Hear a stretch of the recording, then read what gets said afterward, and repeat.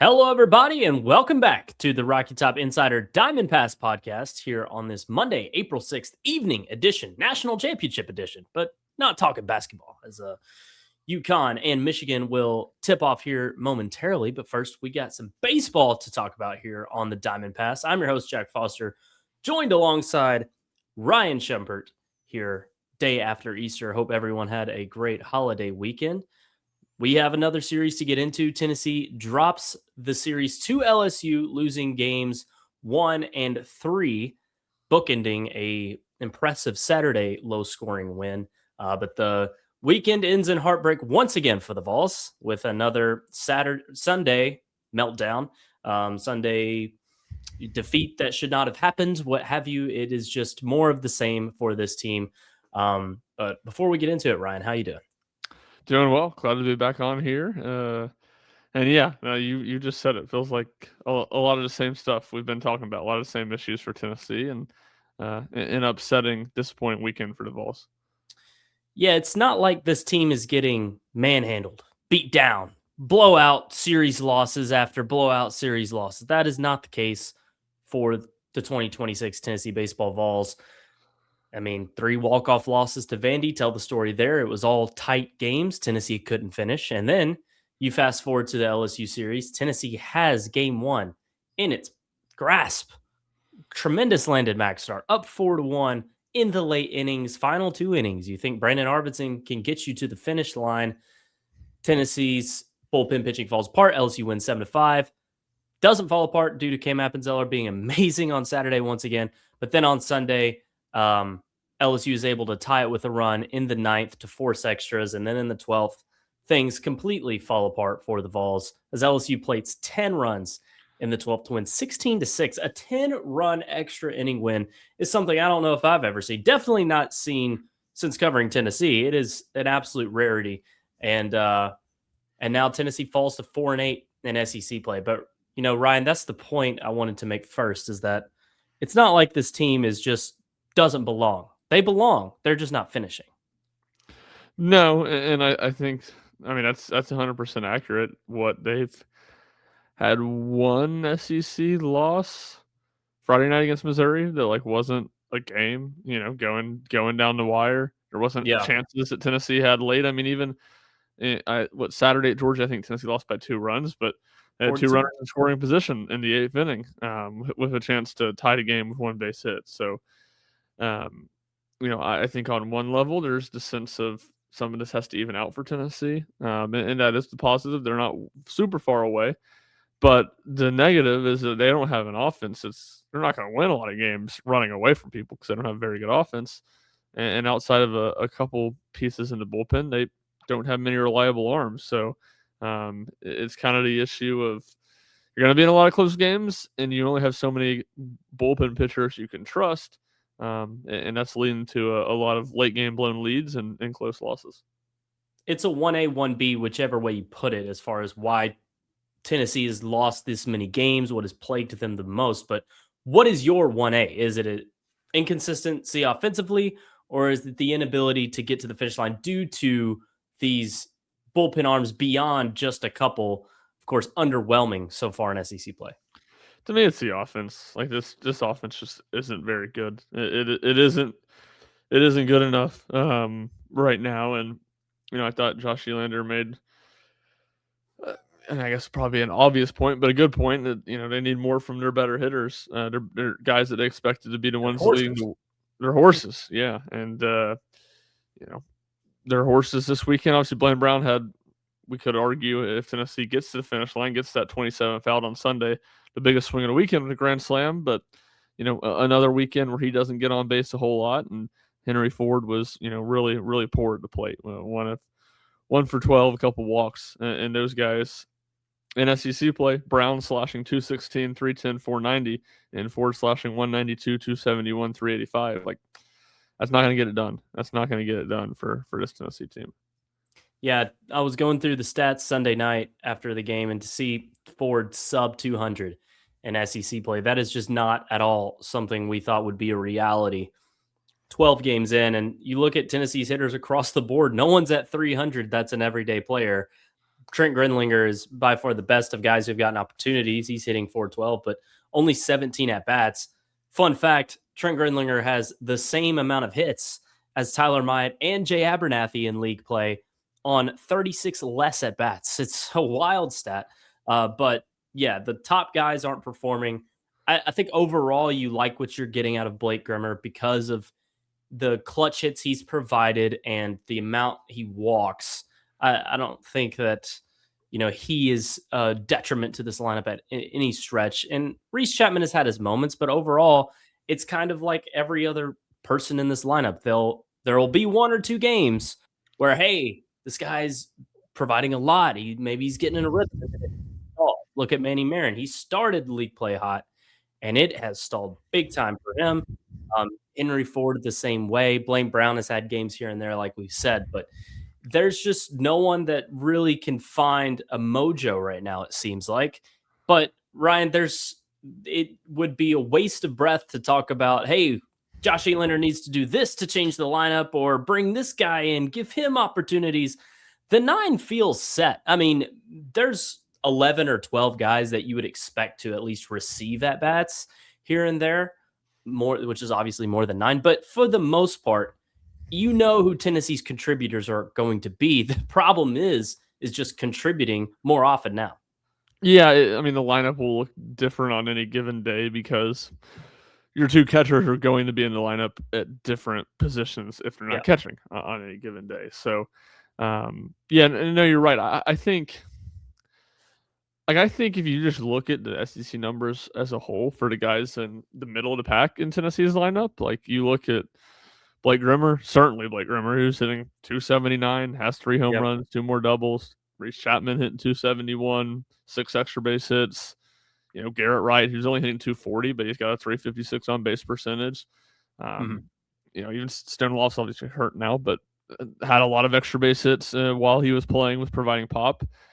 I'd say, those guys are giving you enough. It's not maybe as much as you would want. It's not phenomenal, but those guys are in the range of where Tennessee needs them to be. It's, to me, twofold. It's the fact that at the top, what we talked about a minute ago, you're not getting what you expected from Henry Ford and Blaine Brown, and to a lesser extent Levi Clark. Obviously, he got off to such a slow start to the season that the conversation kind of changed about him, and he's been better in SEC play, but still not what you would have, at least what I would have expected before the season.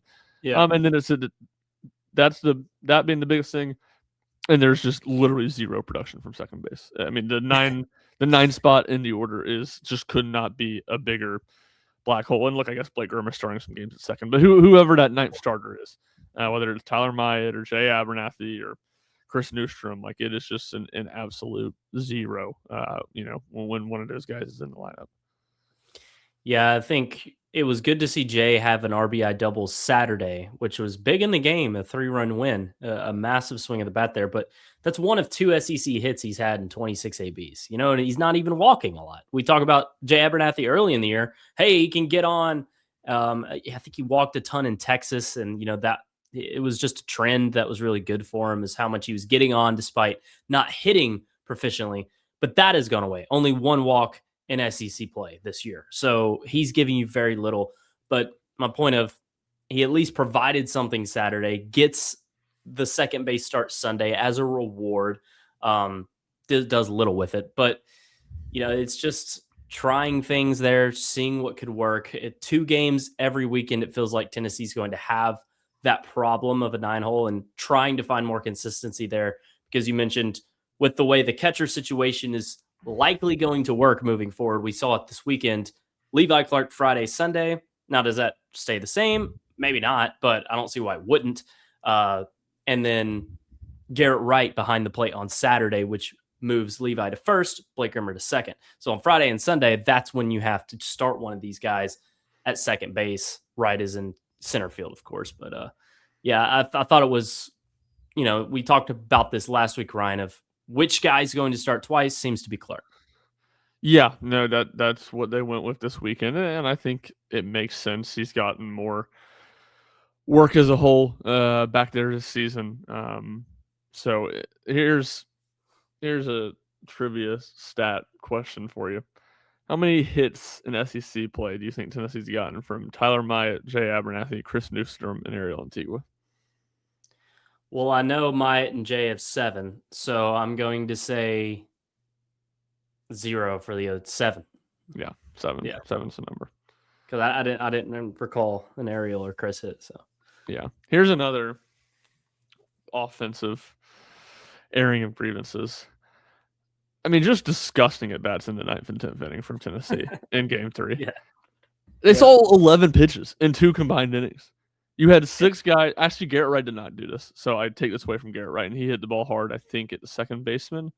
You had 5 guys step up in those 2 innings and just try to hit a walk-off home run, swinging unbelievably hard, trying to win the game with 1 swing. Like, if I'm playing MLB The Show and I had 11 pitches in 2 innings, I'd be like, this is despicable work for me. I have to start taking pitches.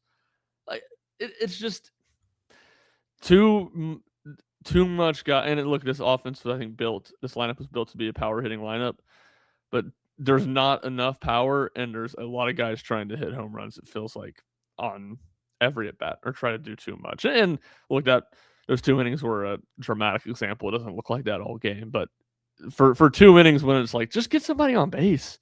Yeah. Just put the ball on the ground, like put the ball in play. LSU was horrible on defense all weekend. There's the only reason you were even in the game on Sunday. I mean, Tennessee's at bats were bad all game, and LSU makes a bunch of defensive mistakes, and Blaine Brown, takes advantage of it and hits a grand slam. Like, that's the reason you had 5 runs, was because of LSU defensive mistakes. And you just have guys up there trying to win the game with 1 swing, instead of actually putting good at bats together and seeing pitches. And it's just a bad product to watch. No, I completely agree. I recall that it was the leadoff man both innings too that really stick out. The Tyler Myatt first swing there was brutal, and Henry Ford 3-pitch strikeout to start the 10th was not good vibes. It's just Tennessee's offense has been abysmal all year, and after a productive Friday, which saw them hit 9 times, and it's they left 8. They stranded 8 in scoring position, so situational hitting wasn't there, but it felt good. Tennessee's offensive effort Friday night, at least compared to other games. And then you follow it up with 8 total hits in 21 innings of baseball across the next 2 days. This can't happen. It was like Friday and Saturday in Vanderbilt, where just nothing at the plate. That happened Saturday, Sunday against LSU. And mind you, against LSU pitching on Sunday, that isn't that good. I know Cowan's had a really good year, but if it wasn't for horrible defensive mistakes, Fontenot has a very good start, and he's pitched very little this year, just 1 inning bullpen appearances here and there. Guidry's had a rough year, and he shoves in 5 1/3. So it was not against great arms either, Ryan. That's the thing. Yeah, and I mean, you made the point of that's kind of how it was in that 16-inning game against Vanderbilt, where it's like Vanderbilt was tossing out a guy that had been more or less very bad on the season, and Tennessee wasn't able to, maybe not do anything, because they did have some scoring chances in extra innings, but they weren't able to break through and get a big hit and score runs. And I can't remember exactly what I think it was 6 out of 12 innings on Sunday. Tennessee went down in order, just not putting pressure on defenses or on opposing teams at all right now. Yep. And we've seen it just too many times. No corner has been turned still, and it's been a long time going now. But we'll circle back to the offense a little bit later, talking about some specific performances and such. Ryan, I want to start with the pitching, as we always do, when discussing the series and what it will look like moving forward for Tennessee. Changing the starting rotation yet again, as Tegan Kuhns goes back into the rotation. He was out of it for 1 week. Arvidsson starts Friday. The stack works well. Arvidsson, Kuhns in Nashville.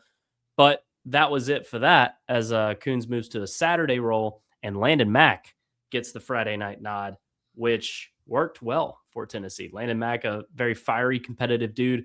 Imagine he, loves starting Friday nights. He did so at Rutgers, and he had his best performance as of all Friday night against LSU. So what made the loss so devastating was because of how good Mack threw.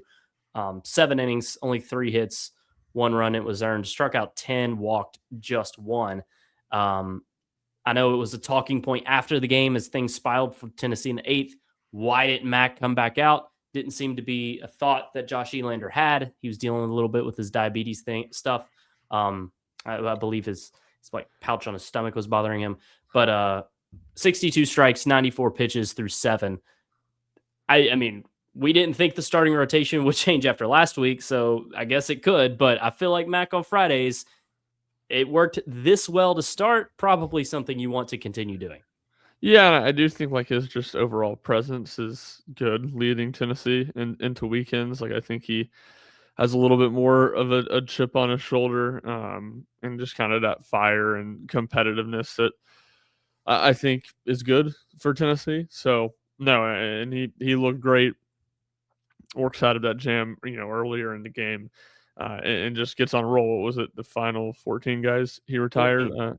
So it worked. I was kind of confused, surprised, maybe a little bit surprised by the way Tennessee is kind of tinkered with their starting rotation the last couple of weeks. But starting pitching's been good in both these series, so I don't think it's necessarily had some adverse, reaction on the team. Maybe, obviously Brandon Arvidsson didn't throw well out of the pin on Friday. Maybe that could have had something to do with it, but I tend to think that those two things weren't really correlated. So haven't necessarily always understood all those moves, but I think those moves have largely worked for Tennessee. I agree. Everybody's just been good enough, good to where nothing has become a problem. I didn't feel there was a reason to tinker, but it worked out. And then I was sitting there Saturday night after the game thinking, hey, with this layout, Tennessee gets Cameron Mack or Landon Mack and Cameron Appenzeller on different days. To me, that is important because of what they bring to the table from that competitiveness standpoint. I think having each of them in a different game is beneficial because, I mean, we've seen Rudy have some fire here and there, but from guys that you expect to get a ton of outs on a week-to-week basis, they have the most. And I think Tennessee needs that presence more, right? Game in, game out, they just need it more. So it helps to have those guys pitch on different days because you're going to get it Friday with Mac, you're going to get it Saturday with Appenzeller. And as we saw Saturday too, Ryan, having a quicker hook on Tegan Kuhns to go to Appenzeller, who you know is likely going to shove, worked wonders too because as we've seen, Kuhns has kind of been really, really good the first time through, and things can go sideways for him quickly. So it's good to have that backup that is so reliable.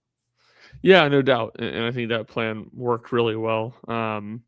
It feels like Kuhns just struggles to have that, put out pitch, not getting a ton of strikeouts, and I think, probably more than anything is as a opposing lineups just see the fastball more and more over the course of the game that they have more success hitting it. So yeah, that makes sense. I'm curious to get your thoughts on this. Part of me thinks that they're being a little too rigid with like we're going to use Arvidsson on this day, and then we're going to use Appenzeller on this day. Like, I get it because you're doing these stacks and you're hoping in theory that these guys are going to get you. Those 4 pitchers are going to, in combinations of 2, are going to get you through 9 innings. But I don't know. Like, it's just hard for me to think, okay, things did not go well for Brandon Arvidsson in the 8th inning. Why not just go to Appenzeller? Why not just go to Appenzeller immediately? Okay. Right. Yeah, I see your point because you want to get that win no matter what. Yeah. And Arvidsson threw like and look part get more specific. Part of the issue with Arvidsson and maybe the pitching decision I had disagreed with the most from Josh Elander over the weekend was leaving Brandon Arvidsson in to face 4 batters when you walked the first 3. It just wasn't competitive. And you're doing that because you wanted him to face Jake Brown, which I assume, look, Jake Brown's LSU's best hitter, lefty. Yeah, and he got him out. So like that aspect of it worked. It wasn't worth keeping him in for that many, the one extra guy. And Appenzeller's lefty. You could have just gone to Appenzeller to get Brown. To try to get Brown. When would you have pulled Arvidsson after 2 walks? Yeah, 2 walks. Yeah. The fastball was not a strike at all. That was nothing was close. It wasn't missing close. Yeah. Yeah. So that And like I'm sure specifically on Friday, specific to that example, I don't even know if Appenzeller was in the bullpen. I'm sure he's thinking their plan was they're telling him for a weekend, all right, we're going to use you. Our goal, we're going to, plans to use you on Saturdays. We've always been, how quickly is he able to mentally, if you're going to say, all right, we might go to you here, how quickly is he able to mentally get in? How quickly is he able to get hot and stuff like that? And I get like he's a true freshman, so I like generally making it easier on him, knowing when he's going to go, letting his routines be normal. But if you just have him like be ready, you just tell him be ready to throw tonight. Like, why can't he just be ready to go? And if you pull Arvidsson after 2 batters, he throws 10 pitches or whatever, why can't Arvidsson can turn around and throw on Saturday again? Like, it's not like those 10 pitches are going to mean he can't throw the next day. And you just switch the order. Appenzeller goes and then throws on Sunday. If, probably not, he's not going to be able to throw the full workload that he did on Saturday. But, Yeah. I just feel like they're a little too rigid with some of these plans right now. That could change too. Because if you rewind back to Friday, like you're saying, Elander has tons of confidence in Arvidsson there to start a clean 8th inning. Yeah. It goes sideways quickly. Like I know you kind of saw it coming, but it was 2 4-pitch walks, I think, or 2 5-pitch walks. So it's only 10 pitches, and then it's time to pull them. We're thinking at home, right? That's obviously a very fast time to get Appenzeller and change your whole mindset for the weekend as a coach. Forget Cam, like your plan, And also, Bo Rudy did deal against Vandy the week before in extras, and he had come in a very high leverage spot and succeeded. So I don't fault Josh at all for having trust in Rudy there, like whatsoever. I thought he should have stayed in longer Sunday. Tennessee may win the game if he does. I'm not kidding. Like, yeah, Aaron Beatty homered against him. Who the hell didn't Cade Aaron Beatty hit a homer against him? So he retired the next 3 batters, 1, 2, 3, and he got out of a jam the inning before with a runner on third, 1 out. Got 2 outs.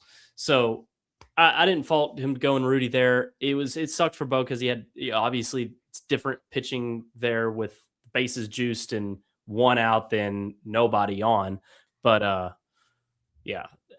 your point about Appenzeller, I think, could potentially become a reality moving forward, right? Because of how this weekend went. You have that sour taste in your mouth of, wow, we let this game get away because of X. Let's implement Y next time so that never happens. Y being the best freaking pitcher in the SEC through 4 weekends in Cam Appenzeller. Yeah, and like I don't disagree with anything you're saying with Rudy. That would probably how they handled it on Sunday. Probably would have been my biggest issue with how they pitching issue of the weekend. Yep. I just feel like I don't know. You left Arvidsson out there for 2 more batters when he just clearly didn't have it, and you had a lead on Friday night in the SEC in the 8th inning. Like you have to lock that down. If you have trust in Rudy, like then put him in and let him face Jake Brown. Yeah. That would be my thing. Yeah, I just I do feel like, and I don't know, like some of this, I feel like they're being a little too rigid with these bullpen decisions of like we have this plan, and look, maybe some of that's just what Josh Elander's saying in the media, and maybe these plans aren't as rigid as he's acting like. But it's the same thing just to go to Sunday. He's like, Krenzel's a ground ball pitcher. We want to get a ground ball, dude. That made. Here's the thing. Krenzel's been bad in SEC play. He's a guy that you think is going to be a little better. Yeah. There's nothing left behind him. There's nothing left in the bullpen behind Krenzel. So if he doesn't have it, you're screwed. If he doesn't have it, like you have nothing left to throw. So why are you not throwing Rudy until his arm falls off? To try to get 1 out with Krenzel to lead off the inning and hoping Krenzel has it this time?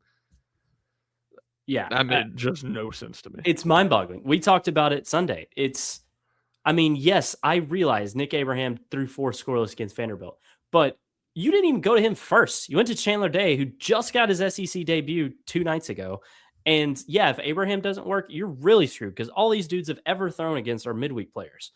So, you want Krenzel to face this guy. Newsflash, Krenzel has looked completely broken since he fell apart against Georgia.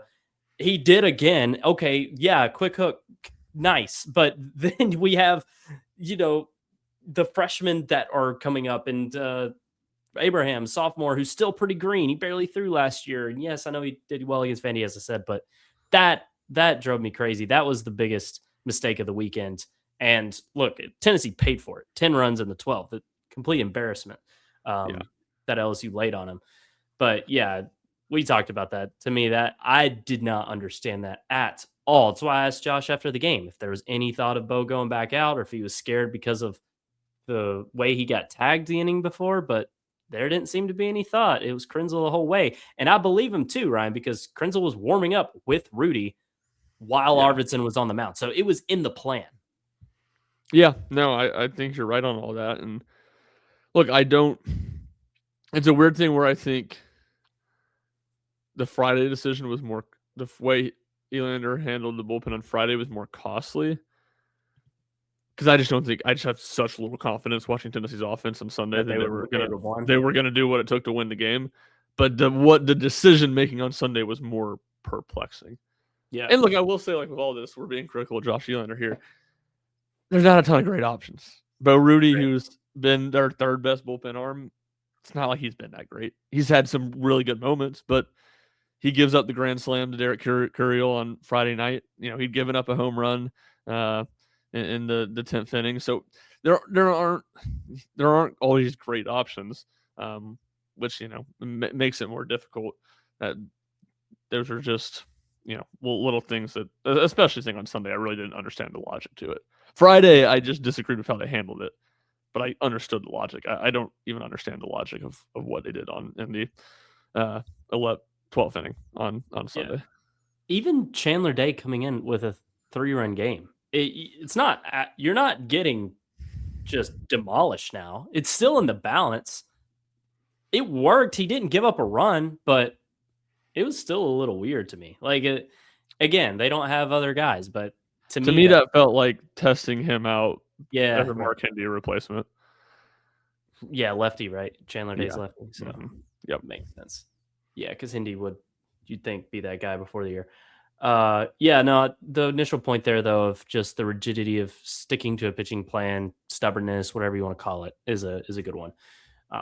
We talked about Tegan Kuhns, how he had a quicker hook, 4 innings for him, did well, and especially considering the fact he got hit. It was a scary moment there, like upper part of the shoulder blade almost got him on the head. Maybe did a little bit. Never got quite a clarification on that, but battled in his start, worked well around some trouble in the second, did give up a run, but stranded a couple as well. And then leadoff walk in the 5th to Kate Arambidi, and that was it. I loved that decision to go straight to Cam Appenzeller, not let anything get out of control. Arambidi was in the 9-hole that day, so walking 9-hole hitter to lead off an inning never ends well. Well, when you pull the starter for Cam Appenzeller, chances are it'll end well because Appenzeller will pick you up, which he did, and this stack worked phenomenally for Tennessee. I mean, Appenzeller gives up a single to his first batter and then retires 15 straight. There's really not much else to say. He's unreal. 18 1/3 scoreless through 4 SEC appearances to start his career. Just unreal. Hyper efficient too. Strikeouts were there this past weekend. It's unreal stuff. And I think the question that fans are starting to ask, Ryan, is like, when does Cam Appenzeller start? I don't think it's all that necessary. Sure, start Cam Appenzeller. He's your best arm. But this is essentially just as valuable as a start too. If the game is at least going to be in balance, or if you can preserve a lead like this, when you get 5 to 6 shut down innings like this every weekend, which they have. Yeah, no doubt. And it's not like he's had to be a guy that has to have a clean inning either. Nope. If he had to have a clean inning, I think it would be more fair because of Tennessee's the bullpen issues we talked about of who can bridge it from a starter, from a Landon Mack or a Tegan Kuhns to him, but he hasn't had to do that. So, no, I don't think it's necessary. I certainly wouldn't hate going to it. I think what I see as the downside of going to it is you worry about how many pitches he's going to throw as a true freshman. His arm, because. But the problem with that is you just can't. You can't wait to, all right, we're going to start rolling with him as our starter the last weekend of April, and we'll build them. We'll build them up from there into postseason play. Well, you don't even know if you're gonna make the well. You don't know if you're gonna make the NCAA tournament, so you Yeah. can't afford to do that. But I don't have any huge issues with how they're using him. I think Tennessee's starting rotation's been good. Teagan, things have gotten away from him at times, but if you're going to have him a quick hook on him, I think it works how they've handled him. And Appenzeller is the guy to back up a pitcher you have a quick hook on, because of how long he can go in relief, how much you trust him. So it makes sense, honestly, for a Coons Appenzeller stack to take place. Yeah, 100%. I do think that's. It seems like they're more. I don't know if more comfortable is the right word. They would prefer Appenzeller to fully be the long relief guy, whereas Arvidsson's the guy they want to use twice in one weekend. Yep. And I think that's understandable, and it makes sense with how they've configured this weekend rotation.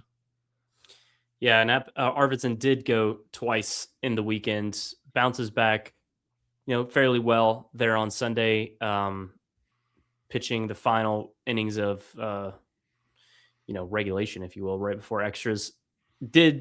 Was on the mound when LSU scored the tying run, but it was a weird inning. You had the infield single that scores the run.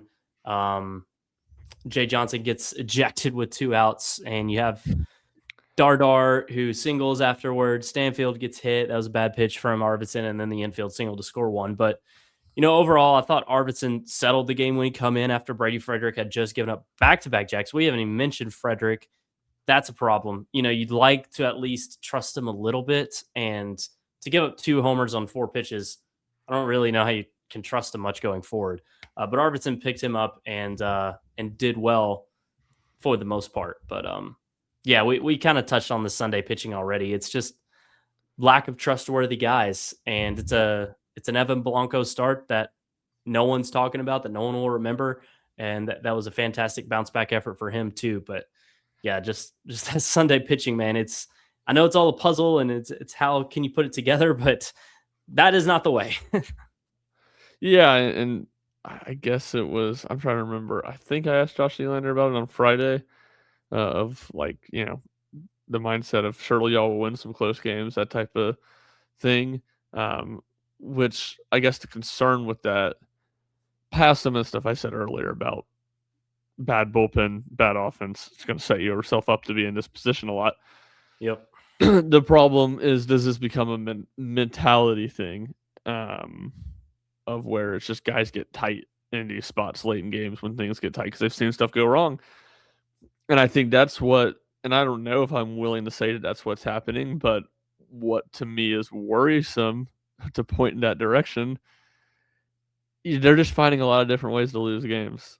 You get what Brandon Arvidsson gave you on Sunday, Friday, you win the series. Nobody's talking anything about it. And you get what Brandon Arvidsson gave you on, on Friday, Sunday, you lose that game, but so be it. You play 16 innings against Vanderbilt and you score in one of them and you lose, and the next day you score 15 runs and you don't win. Or how was it, 14? 15. 15. Like, you're losing games in different ways. And you're looking at results from individual players on the weekends, pitchers, and you say, well, you just flip that, you win.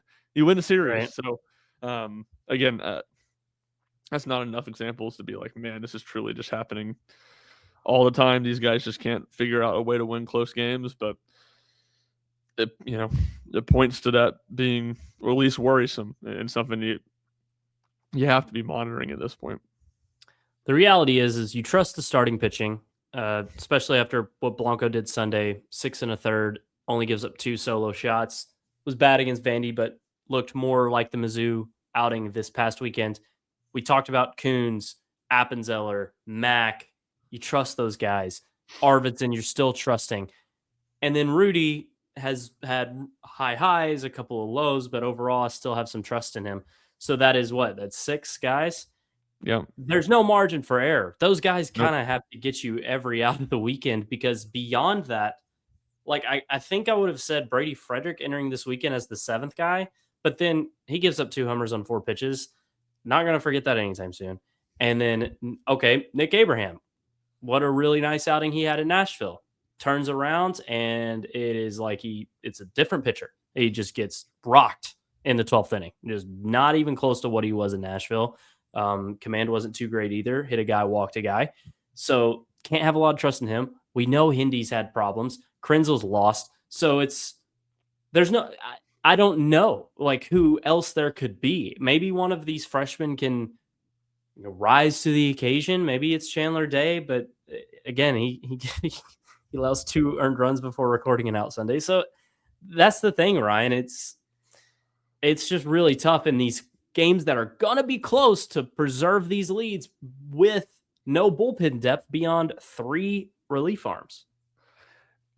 100%, and it's the fact that there's no one in that group right now. I guess Nick Abraham would be the one guy that I would maybe say this. There's no one in that group right now that's just like not great. There's no one that's like, he's kind of struggling. It's disaster. Oh, yeah. Like, I don't mean to be dramatic. Like I'm not being dramatic, really, am I? No, Like, you're I not. don't want to rag on these guys. I'm not trying to be mean, but No, Mark Hindy hasn't come in and been able to get out. Brady Frederick's throwing 83 right down the middle and getting punished. Braden Krenzel, the biggest disaster. He's the one that I would pinpoint the most of, like, that's got to be a guy that Tennessee can just be like, can be okay for Tennessee. He doesn't have to be great. He doesn't have to be as good as he was at times during his freshman season.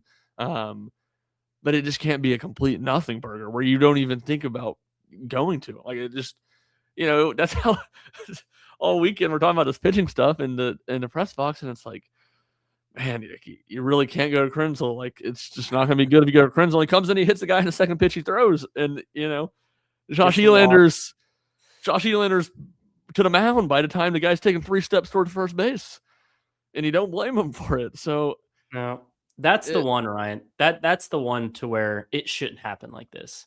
Yeah. He's too talented, and he just can't find the zone anytime he comes onto the mound. And it's that Georgia outing just changed everything. I can't 100% say that because I'm not Braden Krenzel, but come on, it doesn't take a rocket scientist to see that he earned 2 saves against quality opponents, one in Texas and then one against Wright State, I believe. But back-to-back saves in his early season appearances. He gets trust in Georgia. No one had any issues with that. It is a slam dunk move there from Elander to go to Krenz. Now, keeping him in, different story. But and then he gets rocked. Guys get rocked, okay, but he is just not bounced back at all. It's gotten worse. He's unplayable right now, and it really is unfortunate. Yeah, no, and it's the one that's the most surprising or the most significant because, you just say who's going to get the most outs for Tennessee and rank who's going to get the most outs for Tennessee in SEC play. With this trio, it would have been him by far. So the fact that it's gotten to this point where he just can't give you anything right now is a big problem. So, that's where I say Nick Abraham. I mean, it's been fewer opportunities. He was good last weekend, or good again in the Vanderbilt series, bad against LSU. That's at least inconsistency. It's a bad thing when you're talking about inconsistency is a good thing because for those other guys, it's been all the wrong types of consistency. Yeah. I forgot about Sawyer Deering too. I didn't mention him, but his first 2 batters he faced was a triple and a 2-run homer. So not too great either. But yeah, that was what sunk Tennessee there in that 10-run 12th. Tennessee got out hit by 14 Sunday, 19-5. I know LSU had a ton in the 12th. In fact, they had 7. So before that, it was 12-5. They got out hit by 7 hits. They had after the Blaine Brown home run in the 3rd inning, they had 2 hits the rest of the game. They played 9 innings after that, right? Or would that be 8 innings? After the 3rd? After the 3rd. They played 9. They got 2 hits. So. Yeah. And look, LSU gives a couple walks, a hit by pitch. Like, it wasn't like they had a bunch of other base runners. Dude, they had 2 scoring opportunities, and one of them was, again, because LSU played terrible defense. I was prepared for the story to be, hey, Josh, lots of things haven't gone your way. Breaks, just, like Stone Lawless almost leaving the yard, didn't go your way. Levi Clark, how many times he's flown out to the warning track? Breaks went your way. You won a series. That's what it should have been, because Yep. everything went Tennessee's way with how LSU just couldn't play little league ball in the infield. It was horrible. I mean, Yeah. Zach York at first, Milam making a horrible mistake. It was mistakes abound. And the fact Tennessee couldn't win that game with a strong Evan Blanco start, that's just really tough pill to swallow. Yeah, no doubt. Like those are the opportunities that you should be taking advantage of.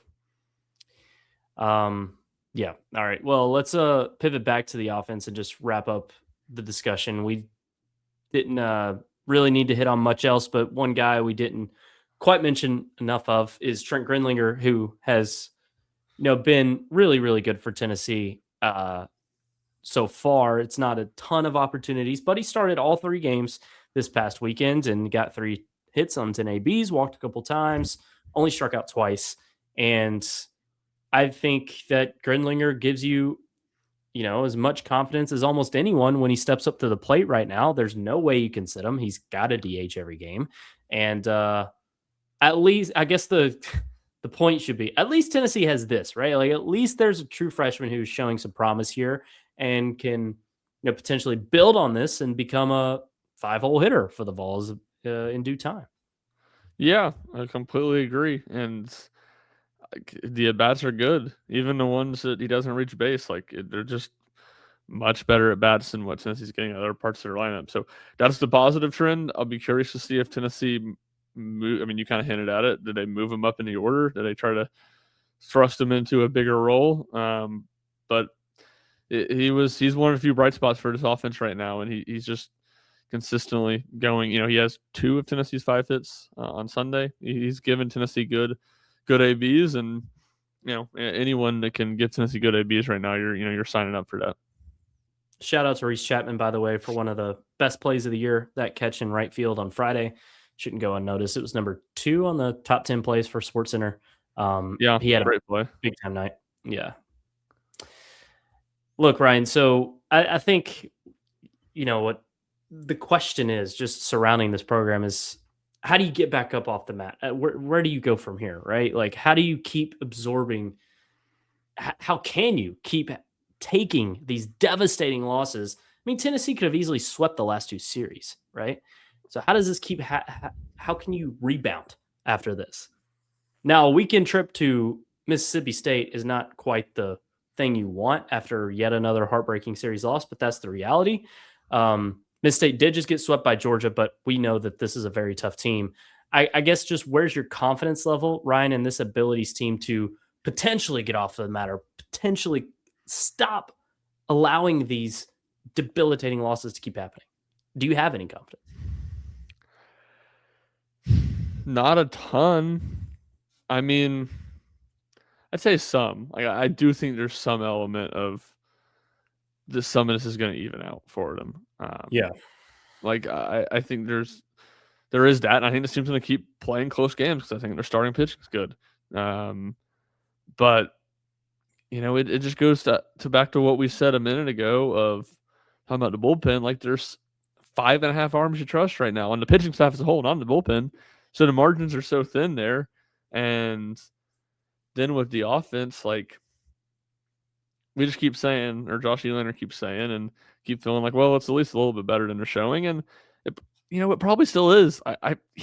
It probably is still better than it's showing because Henry Ford is doing nothing right now, and Henry Ford's a good baseball player and a good hitter, but it just feels like one guy goes up, another guy goes down, and we're so far into the season. Like, it's just not just who they are at this point. So I guess I have some confidence in it being better than it's been, but I have a hard time seeing it flip. Like, the natural comparison or the positive spin is going to be what Tennessee did in 2023 when they went from 5-10 the first half to 11-4 the back half.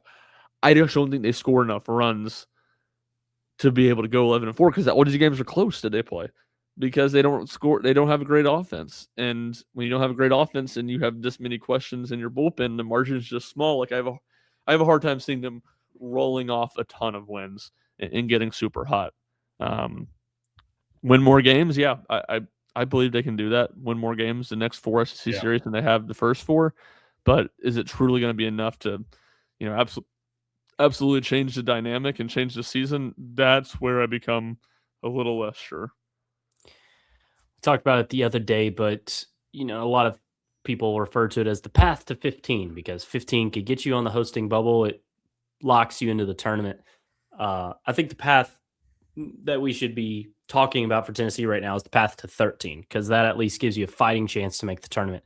Tennessee's at 4 right now. To get to 13, you can't get swept again. That means taking one in Starkville. And I'm not dumb. Taking one in Starkville and only giving Tennessee one against Texas and Oklahoma feels more than fair right now. Oklahoma, incomplete team, but still been, top 10, I think, all year for the most part. So only taking one in those series, that brings Tennessee to 7. Got to win the other series, which includes homes against Alabama and Ole Miss. That brings you to 11. And road against Kentucky, that brings you to 13. Can you sweep Bama or Ole Miss? Sure. I mean, Bama's had a lot of highs as of late, but some lows early. They got swept against Kentucky. Kentucky lost a series to LSU, so Tennessee can win that one. Could they sweep it? Maybe, but Tennessee's typically not played Kentucky too well in the last handful of years. That path to 13 is doable, Ryan. I don't know if it is like odds on likely, but to me, that's kind of what has to happen to put Tennessee in a good position for the tournament. I know it's early to start having those conversations, but it is fair to begin looking at it a little bit. Yeah, no doubt. And I agree with all that. I do think they're a little bit better suited to play Kentucky this year because this is a better Tennessee team defensively than the last couple seasons have been. And hold the Um, run game. and it can hold the run. They've done a much better job of holding the run game. That's a very good point. But it's still on the road and not going to be easy. And this is stating the obvious, I guess. Man, would a sweep go a really long way. Like Tennessee can find a way to sweep one of these series that would just do such wonders because the way you outline it right now, it's like they don't really have any room for error. A sweep somewhere gives you a little bit of room for error. Yeah. It starts with taking one this weekend, right in Starkville. Yeah, And after that, absolutely. the most sweepable series to me is Ole Miss at home. So that would be next because Bama has played pretty dang well as of late, as I said. It's SEC baseball. I think freaking South Carolina like pummeled Texas the other night. So anything can really happen. But I don't like Tennessee's chances at Mississippi State. I don't think you would either, Ryan. But got to take one. Cannot get swept again. Yeah, absolutely. Have to take one, and that's where like what makes the Vanderbilt thing so frustrating is this team shouldn't get swept because they are so solid. Like they're going to be in most games. Like it's not. And that's where I get to like them being better than the record. It's like they're just in these games. Like naturally, they should win some of them. The ball should bounce your way. But to the point you said, the ball bounced Tennessee's way on Sunday, and they still weren't able to get the win. So, yeah, I have a level of confidence that Tennessee will at least win. Will at least win one this weekend in Starkville, but it's also not going to be easy. And it's a Mississippi State team. You mentioned they get swept last weekend, but they're a good team, and they're going to be, on edge, playing with an edge because they got swept last weekend. Yep. Mississippi State had swept ranked Ole Miss the week before, too, by the way, in Oxford. So, like, we've seen it from this team that they can be really dang good. Game 1, 7 p.m. Eastern time. Same for game 2, 7 Eastern. And the Sunday game 3 is at 2, all 3 on SEC Network. Plus, if you can't watch that, be sure and follow along with Rocky Top Insider's live update threads for every single game. Ryan, any final notes before we get out of here?